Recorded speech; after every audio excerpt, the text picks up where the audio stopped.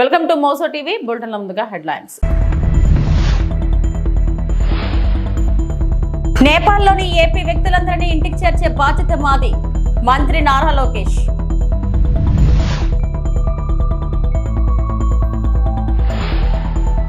శ్యామలారావుకు TTD ఉద్యోగుల ఘన వీడ్కోలు.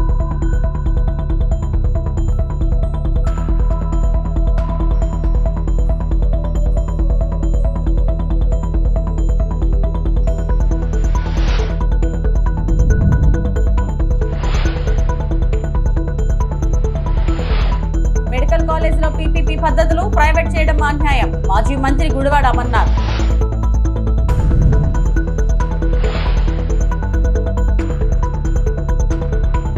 నేపాల్లో చిక్కుకున్న ఏపీ వాసులను సురక్షితంగా రాష్ట్రానికి తీసుకురావడంపై మంత్రి నారా లోకేష్ రెండో రోజు సమీక్ష నిర్వహించారు. సచివాలయంలోని ఆర్టీజీఎస్ సెంటర్ నుంచి సహచర మంత్రులు వంగలపూడి అనిత, కందుల దుర్గేష్ తో కలిసి అధికారులతో వివిధ అంశాలపై చర్చించారు. పరిస్థితులను ఎప్పటికప్పుడు గమనిస్తూ అందుకు తగిన ఏర్పాటు చేయాలని లోకేష్ ఆదేశించారు. ఏపీ ప్రభుత్వం ఏర్పాటు చేసిన ప్రత్యేక విమానం ఇప్పటికే కాఠ్మాండు చేరుకుంది. ఆ విమానం మధ్యాహ్నం 3 గంటలకు విశాఖపట్నం, ఆ తర్వాత తిరుపతి విమానాశ్రయానికి రానుంది. అందుబాటులో ఉన్న కూటమి ఎమ్మెల్యేలు, ఇతర ప్రజాప్రతినిధులు ఆయా విమానాశ్రయాలకు వెళ్లి రాష్ట్ర వాసులకు స్వాగతం పలకాలని మంత్రి లోకేష్ సూచించారు.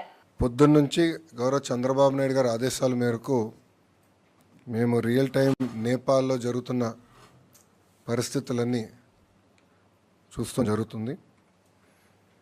దాంట్లో భాగంగా ప్రధానంగా అక్కడున్న తెలుగు వాళ్ళు ఎలా ఉన్నారు, వాళ్ళ పరిస్థితి ఏంటి, వాళ్ళని తిరిగి ఆంధ్ర రాష్ట్రానికి తీసుకొచ్చే దిశగా పనిచేయాలని గౌరవ ముఖ్యమంత్రి గారు మాకు చెప్తాం జరిగింది. పొద్దున్నుంచి నేను ఇక్కడ కమాండ్ అండ్ కంట్రోల్ సెంటర్లో ఉన్న గౌరవ హోంమంత్రి అనిత గారు కానివ్వండి, దుర్గేష్ గారు కానివ్వండి, అనంతపూర్ సభకి వెళ్ళి ఇమ్మీడియట్గా అక్కడి నుంచి బయలుదేరి అమరావతికి వచ్చి మేము ముగ్గురం కలిసికట్టుగా సిట్యువేషన్ని మానిటర్ చేస్తాం జరిగింది. దాంట్లో ఏపీ భవన్లో ఇమ్మీడియట్గా ఒక ఎమర్జెన్సీ సెల్ ఏర్పాటు చేసి ఒక సింగిల్ నంబర్ ద్వారా ప్రజల దగ్గరికి వెళ్ళాం. ఎవరైతే ఆ నంబర్కి ఫోన్ చేశారో ఒక ట్రాకర్ మెయింటైన్ చేసి ప్రతి 2 గంటలు ఒకసారి వాళ్ళ పరిస్థితులు ఏంటి, ఫుడ్ కానీ, వాటర్ కానీ, పవర్ కానీ ఎన్ని ఉన్నాయా లేవా, ఏమైనా చేసేది ఉందని కూడా రియల్ టైం తెలుసుకుంటాం జరిగింది. ఢిల్లీలో ఉన్న కంట్రోల్ సెంటర్లో తెలుగుదేశం పార్టీ ఎంపీ సానా సతీష్ గారు, గవర్నమెంట్కి చెందిన అర్జ శ్రీకాంత్ గారు అక్కడ కూర్చుని వాళ్ళు మొత్తం మానిటర్ చేస్తాం జరిగింది రియల్ టైం. ఇప్పటికీ మా దగ్గరున్న సమాచారం మేరకు 217 మంది ఆంధ్రలో 12 లొకేషన్స్లో, అంటే హోటల్స్ కానివ్వండి లేదంటే వేరే పట్టణాల్లో కానీ 12 లొకేషన్స్లో వాళ్ళు ఉన్నారు. దీంట్లో సుమారుగా 173 మంది కఠ్మండూలో, 22 మంది హెటౌడాలో, 10 మంది పోఖ్రాలో, 12 మంది సిమికోట్లో ఉన్నవారు. ఇది మేము టైం టు టైం మానిటర్ చేస్తున్నాం. దాంట్లో సుమారుగా 118 మంది మహిళలు ఉన్నారు, 98 మంది మగవాళ్ళు ఉన్నారు. అటు ఏపీ భవన్ కానివ్వండి, ఇక్కడ ఆంధ్ర రాష్ట్రంలో ఉన్న కమాండ్ సెంటర్ కానివ్వండి, మేము టైం టు టైం అటు ఎంబసీతో అదేవిధంగా ఇతర అధికారులతో మాట్లాడటం జరిగింది. ప్రధానంగా కఠ్మండు నుంచి రేపు ఆంధ్రుల్ని తిరిగి తీసుకొచ్చేదానికి రేపు మధ్యాహ్నం ఒక ఫ్లైట్ ప్రత్యేక ఆంధ్ర రాష్ట్రం ఏర్పాటు చేసిన ఫ్లైట్ కఠ్మండూలో ల్యాండ్ అయ్యి ఆంధ్రులందరినీ అక్కడ నుంచి తీసుకొచ్చి first halt Visakhapatnam, second halt కడపలో చేస్తాం జరుగుతుంది. అనంతపురంలో సూపర్ 6 సూపర్ హిట్ సభ బాగా సక్సెస్ అయిందని మంత్రి పార్థసారథి అన్నారు. అమరావతిలో మంత్రి మీడియాతో మాట్లాడారు. అనంతపురం సభకు ప్రజలు ఊహించని దానికన్నా ఎక్కువ మంది వచ్చారని, ఇది చూడలేకే జగన్ తన బాధ వెళ్లగొక్కుతున్నారన్నారు. జగన్ భాష జుగుప్సాకరంగా ఉంది. చంద్రబాబును ఏదైనా బావిలోకి దూకి చావమనడం జగన్ దిగజారుడుతనానికి నిదర్శనమన్నారు. ఇంతకంటే నీచమైన భాష ఉంటుందా? జగన్ చెప్పినట్లు ఎక్కడా కూడా ఒక్క పెన్షన్ కూడా తొలగించలేదు. జగన్ మొదటి ఏడాదిలో ఒక నెలకు 1300 కోట్ల పెన్షన్ ఇస్తే కూటమి ప్రభుత్వం 2600 కోట్లు ఇస్తుందని తెలిపారు. ఊహించిన దానికంటే కూడా ప్రజలు భారీగా ఈ కార్యక్రమంలో పాల్గొని కూటమి ప్రభుత్వం పట్ల, ప్రియతమ నేత చంద్రబాబు నాయుడు గారి నాయకత్వం పట్ల, పవన్ కళ్యాణ్ గారి నాయకత్వం, మోడీ గారి నాయకత్వం పట్ల పూర్తి సంతృప్తికి నిదర్శనం అని చెప్పేసి మనం చేస్తా ఉన్నాను. నేను మీటింగ్ ప్లేస్లోనే కాకుండా దాదాపు 10 కిలోమీటర్లు, ఎందుకంటే నేను కొంచెం త్వరగా రావాల్సి వచ్చింది. బెంగళూరు చేరుకుంటానికి పడ్డ ఇబ్బంది ఏమిటో నేను స్వయంగా చూశాను. దాదాపు 10-12 కిలోమీటర్లలో బారున జనం కానివ్వండి, బస్సుల్లో జనం కానివ్వండి, ఇంకా తండోపతండాలుగా వస్తూనే ఉన్నారు. దాన్ని చూసి సహించలేని జగన్మోహన్ రెడ్డి గారు తన బాధనంతా కూడా సాక్షి పత్రిక ద్వారా వెలగక్కారని చెప్పేసి మనం చేస్తామని నేను ఒక రాజకీయ పక్షానికి నాయకత్వం వహిస్తూ 5 సంవత్సరాలు ముఖ్యమంత్రిగా చేసి ఆయన వాడే పదజాలం కానివ్వండి, భాష కానివ్వండి చూస్తే అతి జుగుప్సాకరంగా ఉందని చెప్పేసి నేను భావిస్తా ఉన్నాను. నేను సరే, ప్రభుత్వం మీద విమర్శలు చేయటం సర్వసాధారణం. ప్రతిపక్షం తప్పకుండా విమర్శలు చేస్తుంది. దాని మీద అధికార పక్షం తాము చేసిన మంచి కార్యక్రమాలు ఏంటో ప్రజలకు తెలియజేస్తుంది. కానీ చంద్రబాబు ఏదైనా బావిలో దూకి చావాలి, ఇదంతా ఏంటంటే ఆయన దిగజారుడు రాజకీయాలు, తన మీద తాను నమ్మకం కోల్పోతున్న పరిస్థితికి అద్దం పడుతుందని చెప్పేసి నేను చాలా స్పష్టంగా చెప్తా ఉన్నాను. నేను చాలామంది ముఖ్యమంత్రులు, చాలామంది ప్రతిపక్ష నాయకులు ఈ రాష్ట్రంలో చూశాం. కానీ ఇంత దిగజారి భాషాజాలం వాడిన వారిని మాత్రం మొట్టమొదటిగా వీరినే చూస్తుందని చెప్పేసి మనం చేస్తానని. ముఖ్యమంత్రి గారి వయసుని గౌరవించాలి. ఎవరైనా సరే వారికి ఉన్న ఎక్స్పీరియన్స్ని, అనుభవాన్ని గౌరవించాలి. సరే, వారు చేస్తున్న తప్పులు కానివ్వండి, వారి విధానాల్లో లోపాలు ఏదైనా ఉంటే ఎత్తి చూపొచ్చు. కానీ హరిరామ హరే కృష్ణ అంటే ఇంట్లో కూర్చోవాలి, లేకపోతే బావిలో దూకి చావాలి అని చెప్పటం ఇంతకంటే నీచం ఉండదని చెప్పేసి నేను భావిస్తాను. 25 ఏళ్ల పాటు తిరుమల అన్నప్రసాదం, లడ్డూ ప్రసాదాల నాణ్యతలో ఎలాంటి లోపాలకు ఆస్కారం లేకుండా చర్యలు చేపట్టామని టీటీడీ మాజీ ఈవో శ్యామలరావు తెలిపారు. టీటీడీ నుంచి బదిలీ అయిన ఆయన విధి నిర్వహణలో సహకరించిన టీటీడీ అధికారులు, ఉద్యోగులకు కృతజ్ఞతలు తెలిపారు. 14 నెలల కాలంలో తిరుమలలో ఎన్నో సంస్కరణలు తీసుకొచ్చామని చెప్పారు. శ్యామలరావుకు టీటీడీ ఉద్యోగులు, అర్చకులు, ఆలయ సిబ్బంది ఘనంగా వీడ్కోలు పలికారు. టీటీడీ ఈవోగా తనకు అవకాశం కల్పించిన సీఎం చంద్రబాబుకు శ్యామలరావు కృతజ్ఞతలు తెలిపారు. ఈ గత 14 నెలల్లో ఎన్నో సంస్కరణలు తీసుకొచ్చాం. భక్తుల సౌకర్యాలు మెరుగుపరచడం, అలాగే ఈ ప్రాంతం యొక్క పవిత్రతని కాపాడడం, అలాగే పెంపొందించడం, అలాగే ఎన్నో కార్యక్రమాలు వచ్చే 25 సంవత్సరాల వరకు వెనక చూసుకోవాల్సిన అవసరం లేకుండా లడ్డూ ప్రసాదాల విషయంలో కానీ అన్నప్రసాదాలు, అన్నదానం, క్యూ లైన్ మేనేజ్మెంట్, అలాగే ఎన్నో కార్యక్రమాలను చేపట్టడం జరిగింది. అలాగే ఎన్నో సంస్కరణలు కూడా ఇక్కడ, అభివృద్ధి కార్యక్రమాలు కూడా ఇక్కడ ప్రారంభించడం జరిగింది. అలాగే ఎన్నో కార్యక్రమాలు బోర్డు ద్వారా అనుమతులు పొంది ఇక్కడ అభివృద్ధి చేయడానికి ప్రణాళికలు కూడా జరుగుతున్నాయి. ఇవన్నీ కూడా భవిష్యత్తులో వచ్చే అధికారులు తప్పకుండా వాటిని టేకప్ చేసి ఇవి సంపూర్తి చేస్తారని ఆశిస్తున్నాను. పాత కాంగ్రెస్ వాళ్ళు వెనక్కి రావాలని అంటున్నారు. మరి కాంగ్రెస్ లో ఉన్న పాత టీడీపీ వాళ్ళు వెళ్లిపోతారా అని బీఆర్ఎస్ ఎమ్మెల్యే సుధీర్ రెడ్డి ప్రశ్నించారు. కాంగ్రెస్ ను వీడిన వారు సొంత గూటికి రావాలన్న ఉప ముఖ్యమంత్రి వ్యాఖ్యలపై ఆయన ఈ రకంగా స్పందించారు. కాంగ్రెస్ లో చేరాలని ప్రతి ఎమ్మెల్యే పైన ఒత్తిడి తీసుకొచ్చారన్న సుధీర్, పోయిన 10 మంది ఎమ్మెల్యేలు తిరిగి వెనక్కి వచ్చేందుకు సిద్ధంగా ఉన్నారని తెలిపారు. బీఆర్ఎస్ లో చేరేందుకు చాలా మంది ఆసక్తితో ఉన్నారని అన్నారు. జూబ్లీహిల్స్ ఉప ఎన్నికల్లో బీఆర్ఎస్ గెలిచి తీరుతుందని ధీమా వ్యక్తం చేశారు. ఫార్ములా ఈ కేసు కక్షపూరితం తప్ప అందులో ఏమీ లేదని సుధీర్ రెడ్డి పేర్కొన్నారు.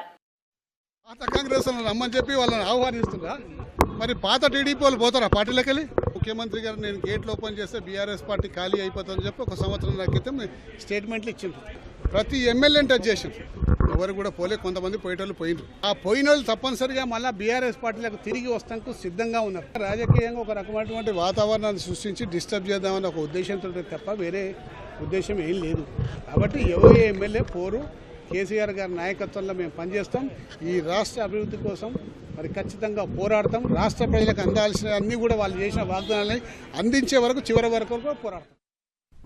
కోమిటిరెడ్డి వెంకటరెడ్డిని బజార్కు ఈడ్చి బట్టలిప్పి కొట్టాలి. కేసీఆర్ 24 గంటలు కరెంట్ ఇస్తే ఇవ్వలేదని అన్నాడు. ఇవాళ ఏది 24 గంటలు కరెంటు? సొసైటీ చైర్మన్ దొంగ. యూరియా బస్తాలు ఎక్కడివి అక్కడ అమ్ముకుంటున్నాడు. కోమిటిరెడ్డి వెంకటరెడ్డిని బజార్ కీడ్చి బట్టలిప్పి కొట్టాలి. కేసీఆర్ పరిపాలన 24 గంటలు కరెంట్ ఇస్తే కరెంట్ ఇయ్యలేదన్నాడు. ఇది లేదు 24 గంటల కరెంటు. నైట్ 2:30 కరెంట్ ఇస్తావు. ఇప్పుడు మళ్ళా 4 గంటలకు 5 గంటల దాకా రెప్పపాటు కూడా కరెంటు పోయేది. కేసీఆర్ ఉన్నప్పుడు రెప్పపాటు కూడా కరెంటు పోకపోయేది.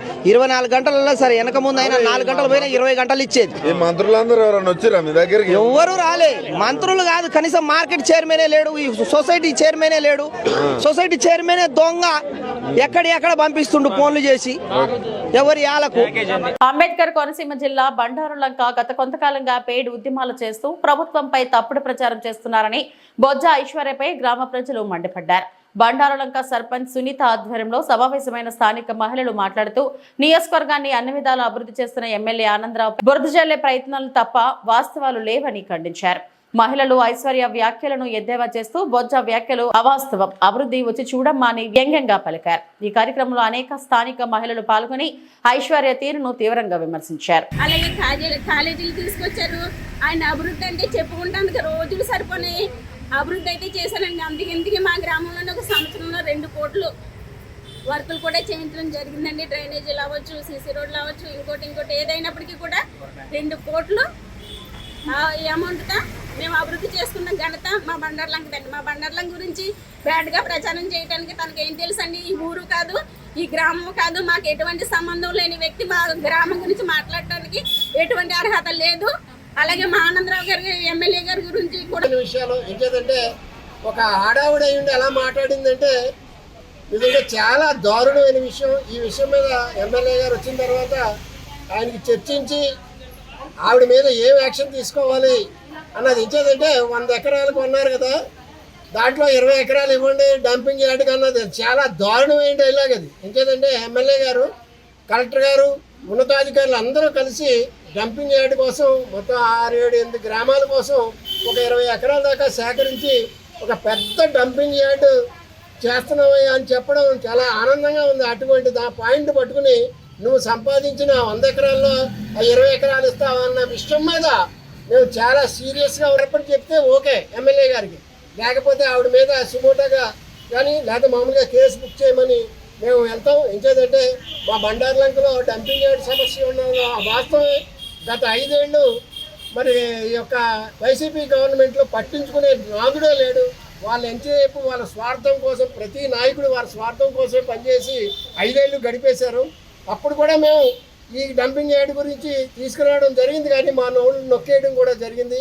అయితే మాకు మంచి ప్రభుత్వం వస్తుంది, మంచి చంద్రబాబు నాయుడు గారి ఆధ్వర్యంలో మంచి ప్రభుత్వం వస్తుంది, మంచి ఎమ్మెల్యే వస్తున్నారు, ఆయన చేత ఈ కార్యక్రమం చేయించుకుందాం అనే ఉద్దేశంతో గవర్నమెంట్ వచ్చిన వెంటనే కూడా ఈ సమస్యని ఆనందరావు గారి దగ్గర తీసుకెళ్తే ఆయన చాలా స్పందించి తప్పనిసరిగా ఇది నాకు ఒక ప్రెస్టేజ్ ఇష్యూగా తీసుకుంటున్నాను అని చెప్పడం కూడా జరిగింది.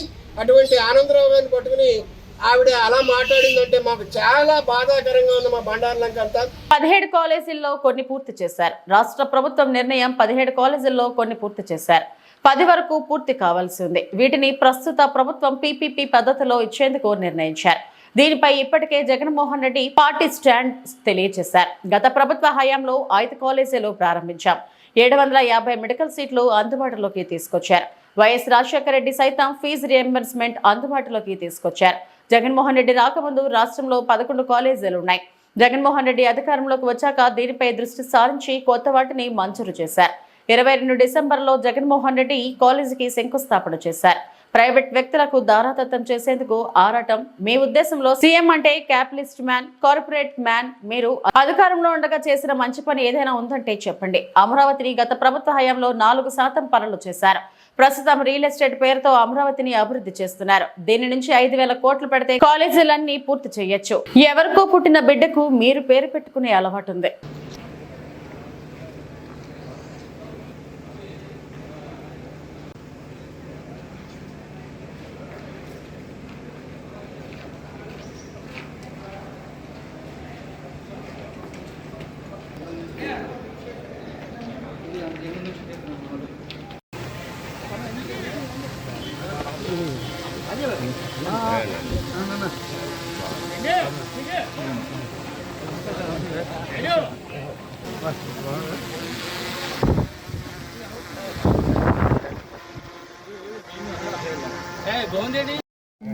కాలంలో రాష్ట్ర ప్రభుత్వం తీసుకున్నటువంటి ఒక నిర్ణయం, రాష్ట్రంలో ఉన్నటువంటి 17 మెడికల్ కాలేజెస్ గత ప్రభుత్వం జగన్మోహన్ రెడ్డి గారు ముఖ్యమంత్రిగా ఉండగా నిర్మించి తలపెట్టినటువంటివి, కొన్ని పూర్తి చేసినటువంటివి, ఇప్పటికే 2వ సంవత్సరం 3వ సంవత్సరం క్లాసెస్ నడుస్తున్నటువంటి కాలేజీలు, ఇవన్నీ కూడా వీటితో పాటు పూర్తి కావడానికి సిద్ధంగా ఉన్నటువంటి 10 మెడికల్ కాలేజీలు ఏవైతే ఉన్నాయో వాటన్నిటిని కూడా పీపీపీ పద్ధతిలో ప్రైవేట్ వారికి అప్పచెప్పాలనేటువంటి నిర్ణయం ఈ మధ్యకాలంలో రాష్ట్ర ప్రభుత్వం తీసుకుంది. దానికి సంబంధించినటువంటి జీవోను కూడా నిన్న కాక మొన్న విడుదల చేసినటువంటి సందర్భాన్ని కూడా మీరు అందరూ కూడా చూశారు. దాన్ని ఉద్దేశించి నిన్న మాజీ ముఖ్యమంత్రి గారు, వైఎస్ఆర్ కాంగ్రెస్ పార్టీ రాష్ట్ర అధ్యక్షులు శ్రీ జగన్మోహన్ రెడ్డి గారు ప్రజలను ఉద్దేశించి మా పార్టీ తాలూకా స్టాండ్ని, అదే రకంగా ప్రజలకు జరుగుతున్నటువంటి అన్యాయాన్ని గురించి వారు చాలా వివరంగా నిన్న వారి సుదీర్ఘమైనటువంటి పత్రికా సమావేశంలో, ఇది రైతులకు సంబంధించినటువంటి యూరియా సమస్యల మీద, మెడికల్ కాలేజీకి సంబంధించినటువంటి అంశాల మీద, ఇలాగ అనేక అంశాలన్నింటినీ కూడా వారు ప్రత్యేకంగా ప్రజల దృష్టికి తీసుకురావడం కోసం ప్రభుత్వం చేస్తున్నటువంటి అన్యాయాలు, అక్రమాలని ప్రజల ముందు పెట్టేటువంటి కార్యక్రమాన్ని కూడా నేను జగన్మోహన్ రెడ్డి గారు నిన్న వారి పత్రికా సమావేశంలో చెప్పడం మీరు అందరూ కూడా చూశారు.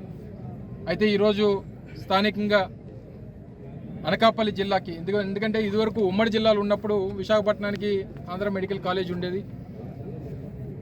ఆ రోజు మా హయాంలో జిల్లాల పునర్విభజన అయిపోయిన తర్వాత 26 జిల్లాల్లో కూడా 26 మెడికల్ కాలేజీలు ఉండాలి. అప్పటికే రాష్ట్ర ప్రభుత్వంలో ఉన్నటువంటి కేవలం 11 మాత్రమే ఉన్నాయి. మరికొన్ని పెద్ద జిల్లాలకి ఒక దగ్గర అవసరమైన దగ్గర 2 లేదా మిగిలినటువంటి ప్రతి ప్రాంతంలో కూడా ఉండాలన్నటువంటి ఉద్దేశంతో 17 మెడికల్ కాలేజీని 8,500 కోట్ల రూపాయలు పెట్టి ప్రతి ఒక్క మెడికల్ కాలేజీకి ఒక సూపర్ స్పెషాలిటీ హాస్పిటల్ని జతపరిచి 500 కోట్ల రూపాయలు వెచ్చించి ప్రతి మెడికల్ కాలేజీకి కూడా 500 కోట్ల రూపాయలు కేటాయించి 8,500 కోట్ల రూపాయలు ఖర్చు చేసి ప్రజలకు అందుబాటులో తీసుకురావాలన్నటువంటిది ఆ రోజు జగన్మోహన్ రెడ్డి గారి తాలూకు ఉద్దేశం. గతంలో మీ అందరికీ తెలుసు, విజయనగరం కానీ లేదా మచిలీపట్నం కానీ ఇలా 5 కాలేజీలని మేము ప్రభుత్వంలో ఉండగా జగన్మోహన్ రెడ్డి గారు ముఖ్యమంత్రిగానే ప్రారంభించారు. క్లాసెస్ నడుస్తూ ఉన్నాయి. 5 మెడికల్ కాలేజీలకి 150 సీట్లు చెప్పిన, అంటే 750 మెడికల్ సీట్స్ని ముఖ్యంగా పేదవాడికి అందుబాటులో తీసుకొచ్చేటువంటి కార్యక్రమం ఆ రోజు మా ప్రభుత్వం చేసింది. పేదవాడికి వైద్యం అందించాలన్నటువంటి ఉద్దేశంతో ఒక తాపత్రయం, పేదవాడి కుటుంబం నుంచి ఒక డాక్టర్ని చేయాలనేటువంటిది ఒక తాపత్రయం జగన్మోహన్ రెడ్డి గారు. బిఆర్ నాయుడు టీటీడీ చైర్మన్ పదవి చేపట్టినప్పటి నుంచి అన్ని వివాదాలు నెలకొంటున్నాయని, తప్పులను ప్రశ్నిస్తే వ్యక్తిగత దాడులకు దిగుతున్నారని టీటీడీ మాజీ చైర్మన్ వైఎస్ఆర్సీపీ నేత భూమన కరుణాకర్ రెడ్డి అన్నారు.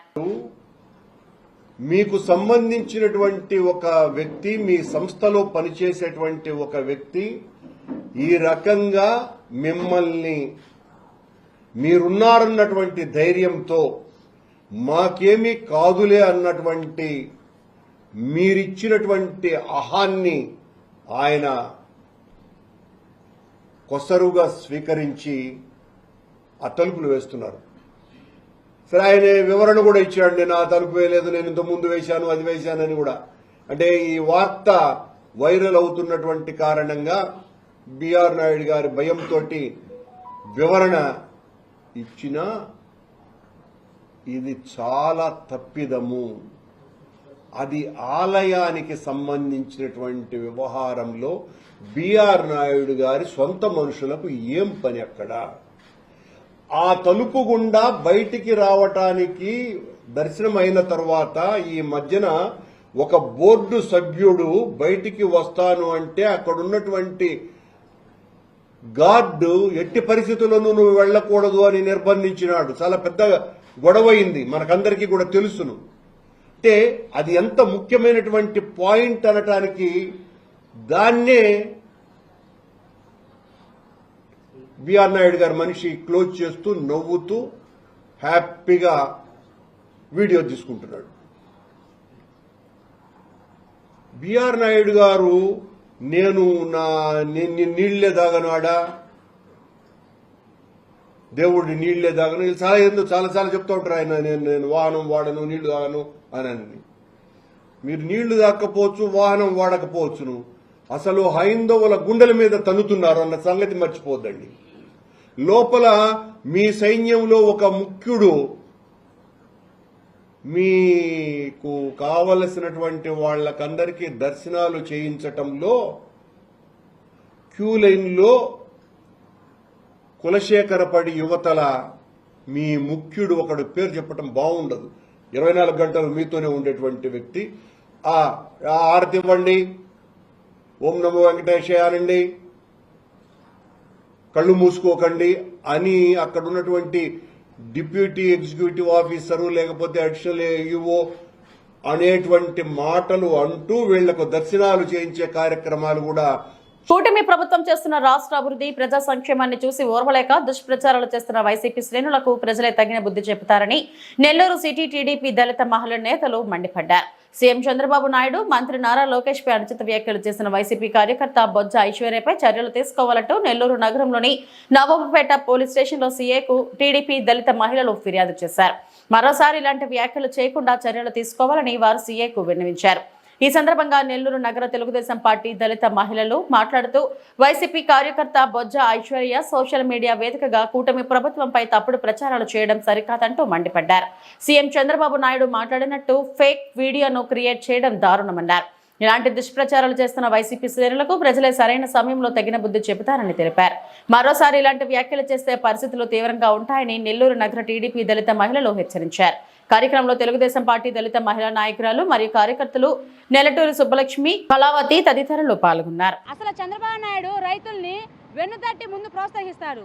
అమరావతిలో 30,000 మంది మన చంద్రబాబు నాయుడు గారిని నమ్మి వాళ్ళ భూమిని ఇచ్చారండి. అట్లాగే మన ఎన్డీఏ కూటమి రాగానే రైతుల సంక్షేమం కోసము రైతే దేశానికి వెన్నుముక అని చెప్పని రైతులను ఉద్దేశించి అన్నదాత సుఖీభావ అనే పథకాన్ని పెట్టి ఈ మధ్యనే దాన్ని కూడా విజయవంతంగా ప్రతి ఒక్క రైతుకి అందజేశారు. కానీ ఈ వైసీపీ వాళ్ళు ఉన్నారు చూడండి, వాళ్ళు ఇంకా దీని మీద బురద జల్లుతో కూడాను ఇలాంటి ఫేక్ వీడియోని చేస్తున్నారు. ఇది ఫేక్ వీడియో ఎందుకంటున్నా అంటే ఇది ఫేక్ వీడియో ఎందుకంటే మన నెల్లూరులో జగనన్న పర్యటించాడు. దాంట్లో జగనన్న చూడడం కోసం జనసంద్రత వచ్చిందని చెప్పని సాక్షి మీడియాలో ఊదరగొట్టేశారు. అక్కడ ఏమి లేదు, మొత్తం డల్లా. నెల్లూరులో జరిగిన వీడియోని చిత్తూరులో జరిగిన వీడియో రెండు కలిపి జగనన్న కోసం తరలి వచ్చిన రైతుల జనాభా అని చెప్పని మిక్సింగ్ చేశారు. మీరు ఫేక్ వీడియోలో చేయడంలో మీరే ముందుండేది. ప్రతి ఒక్క దాన్ని కూడా మీరు ఫేక్ వీడియో చేసి లేని దాన్ని చేసి ఫేకింగ్ చేసి పెట్టేవాళ్ళు మీరు. మా గవర్నమెంట్ అనే దానికి మీకు ఎలాంటి హక్కు కూడా లేదు. ఎందుకంటే మా చంద్రబాబు నాయుడు గారు రైతుల్ని ముందు నడిపిస్తారు. అదేవిధంగా మా ఎన్డీఏ గవర్నమెంట్ రాగానే కూడాను రైతులకు ఒక భరోసా అనేది వచ్చింది. ఎందుకంటే అభివృద్ధి జరిగేది మా గవర్నమెంట్లో మాత్రమే, మీ గవర్నమెంట్ జరగల. మీరు ఏదైనా చేస్తున్నారంటే మీరు చేసింది అవినీతి మాత్రమే, అవినీతి తప్ప ఇంకేం లేదు. మీరు మాట్లాడాలనుకుంటే మీరు సోషల్ మీడియా ఉంది, మేము మాట్లాడతామంటే మీరు ప్రజల సమస్యల గురించి మాట్లాడండి, సమస్యలు లేవనెత్తండి. అంతేగాని నోరుంది సోషల్ మీడియా ఉందని చెప్పని ఇష్టప్రకంగా మా చంద్రన్న గారి మీద కానీ ఫేక్ వీడియోలు కానీ తీస్తే ఊరుకునేదే లేదు. ఏందమ్మా నువ్వు అంటున్నావు విజయవాడలో 200-600 అడుగులు బాబాసాహెబ్ అంబేద్కర్ గారి విగ్రహం కట్టిన మా జగనన్న అని చెప్పన్నావే, అంటే మీ రాజకీయాల కోసం మా దళితుల్ని మీరు మధ్యలో పెడతారా? దళితుల కోసం మీ జగనన్న ఏం చేశారని అడుగుతున్నాను. ఏమైంది మీ జగనన్న అప్పుడు? ఒక దళిత యువకుడిని చంపి డోర్ డెలివరీ చేసినప్పుడు మీరు ఎక్కడికి వెళ్ళారు? ఒక దళిత డాక్టర్ని మీరు మార్క్స్లు అడిగినందుకు పిచ్చివాడుగా ముద్ర చంపినప్పుడు మీరందరూ ఎక్కడికి వెళ్ళారు? దళితుల మీద ఆడవాళ్ళ మీద అత్యాచారాలు చేసినప్పుడు మీ నాయకులు మీరందరూ ఎక్కడికి వెళ్ళారు? అప్పుడు వీడియో చేయింది, మీరు ఇప్పుడు వీడియోలు చేస్తున్నారా? నోరుందని చెప్పని ఇష్ట ప్రకారంగా మాట్లాడితే ఊరుకునేది లేదు. మా ప్రభుత్వం ఒక క్రమశిక్షణకు మారిపోయారు. మా నాయకుడు మాకు నేర్పించింది క్రమశిక్షణ. ఏదైనా కూడా ఉంటే చర్చించుకుందాం, సామరస్యంగా చేద్దాం అంటారు. కానీ మీలాగా మార్ఫింగ్ చేసేది, మీ విధంగా లేని ఉన్నది పుట్టించేది, మీలాగా అవినీతి చేసే గవర్నమెంట్ అయితే మాది కాదు. మాది మంచి ప్రభుత్వం, మాది మంచి ప్రభుత్వం. అందుకనే జనాభా మిమ్మల్ని తొక్కి వేశారు. 11 సీట్లకు మిమ్మల్ని పరిమితం చేసి మీకు ప్రతిపక్ష హోదా కూడా లేకుండా మిమ్మల్ని అనదగా తొక్కారు. మీరు ఇంకా బుద్ధి తెచ్చుకోకుండా నోరుందని ఇష్ట ప్రకారం మాట్లాడితే ఊరుకునేదే లేదు. మేము ప్రజల సమస్యల గురించి మాట్లాడండి, ప్రజల సమస్యలను లేవనెత్తండి. అంతేగాని ఈ పిచ్చి వీడియోలు చేసి మార్పింగ్లు చేసి ఉన్నది లేనట్టుగా చేస్తే ఒప్పుకోము. ఏందమ్మా నువ్వు అంటున్నావు అభివృద్ధి లేదా?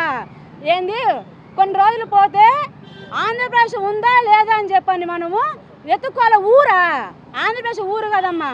ఆంధ్రప్రదేశ్ని స్వర్ణ ఆంధ్రప్రదేశ్గా చేయాలని చెప్పని మా బాబు గారు చూస్తున్నారు. అభివృద్ధి లేదా? ఇప్పుడు హైదరాబాద్ చూడిపో, పోటీ పడుతుంది, ఆర్థికంగా పరుగులు తీస్తుంది. మామూలుగా ఉన్న హైదరాబాద్ని హైటెక్ సిటీగా చేసి ఆర్థికంగా ముందు పరుగులు పెడుతుంది. దాన్ని చూసి దిగు తెచ్చుకో. అంతేగాని అభివృద్ధి లేదని చెప్పాక అమరావతిని ఏ విధంగా డెవలప్ చేస్తున్నారో చూడు. సంక్షేమ పథకాలు ఒక పక్క, అభివృద్ధి ఒక పక్క పెట్టి మా చంద్రబాబు నాయుడు ముందు నిలబడి ప్రతి ఒక్క దాన్ని సమానత్వంగా చూసుకొని ఇటు సంక్షేమ పథకాలని ఇటు అభివృద్ధిని ముందుకు నడిపిస్తున్నాడు. మీ జగనన్న ఏం చేశాడు? అవినీతి చేశాడు. అవినీతి చేసి మద్యం గురించి మాట్లాడండి, మద్యాలు ఎంత దోచుకున్న దాని గురించి మాట్లాడండి, మీ నాయకుల గురించి మాట్లాడండి. ఏందమ్మా ఎస్సీల గురించి అన్నా కదా, దళితుల గురించి మీ రోజక్క ఉందే? మీ రోజక్క నేను ఎస్సీని కాదు, నా దగ్గర కూర్చోవచ్చనింది మీ రోజక్క. దాని గురించి మాట్లాడ ఫస్ట్ నువ్వు. అంతేగాని నోరుందని మాట్లాడమనుకో ఐశ్వర్య బొజ్జ, మీకు పుట్టగతులు ఉండదు. ఇవి ఇప్పటివరకు నా బులెటిన్ అప్డేట్స్. నమస్తే.